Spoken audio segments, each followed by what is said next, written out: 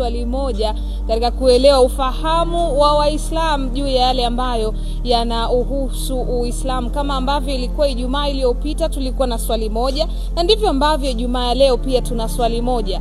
Kitabu kitukufu cha Mwenyezi Mungu Qur'an kina juzuu 30, lakini pia kitabu hicho kitukufu cha Mwenyezi Mungu cha Qur'an kina sura 114. Zipo sura mbalimbali ambazo zimeshuka kutokana na vitu mbalimbali pengine ambavyo vilikuwa vinatokea kwa wakati huo.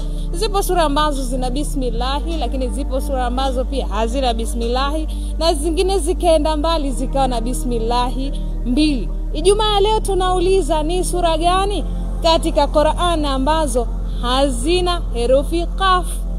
Nini ambacho wanaelewa Waislamu wenzetu ambao tuko nao hapa, na hapa tuko katika kile kijiwe chetu cha Masjidi Suleiman. Assalamu alaikum. Wa alaikum salam wa rahmatullahi wa barakatuh. Uko tayari kwa Ijumaa challenge?